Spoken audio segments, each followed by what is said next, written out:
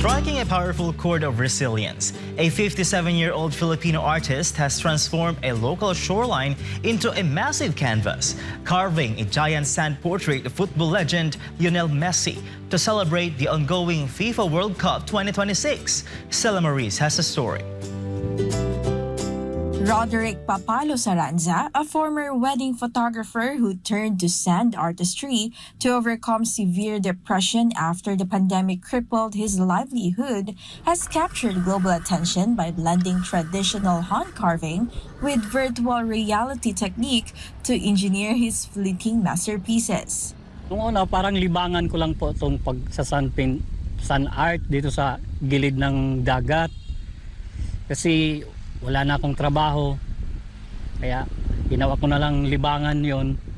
At pangalawa, medyo nakakatulong din sa katawan ko kasi medyo nung tambay lang ko sa bahay, medyo ang bigat ng pakiramdam ko, ang bigat ng katawan ko. Nang nag-sun art na ko, medyo may naramdaman ako ng medyo lumakas ng katawan ko, ganoon. Dahil siguro nasanay na ako sa init ng araw. From the ground, the shore looks like a chaotic maze of trenches, but aerial views reveal a flawless, high-contrast face of the iconic Argentinian striker. To map out the massive geometry of the shifting sands of Tandag, Saranza utilizes VR goggles to lay the foundational perspective grid. He then meticulously shapes and shades the sand by hand, occasionally launching a drone overhead to review the alignment, fine-tune the proportions, and document the final image before the Pacific tides wash it away completely. Saranza admits that painting on a traditional canvas simply does not excite him the way large-scale sand art does. Kasi kung mga canvas lang, yung painting lang sa bahay, parang walang adventure, parang nakakaboring. Kaya nag-isip ako ng ibang idea kung anong mas maganda, yung kakaiba.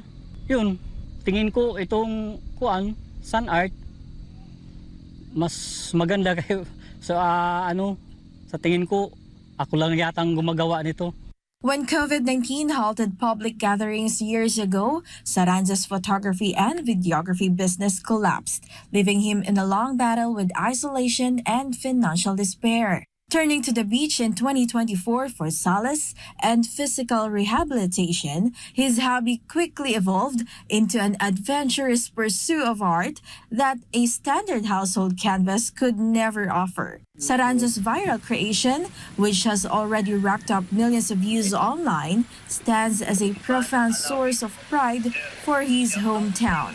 His journey serves as a powerful inspiration for his fellow residents, especially the youth. Masasabi ko sa kanya, kasi nakita ko kanina parang sabi ko naglalaro lang, pero nakita ko yung tunay na ginagawa ni Sir Tata. Talagang nakaka-inspired talaga, lalo na sa mga kabataan ngayon. Isang inspirasyon para sa amin, at saka proud kami sa kanya, lalo na kami mga Tandaganon.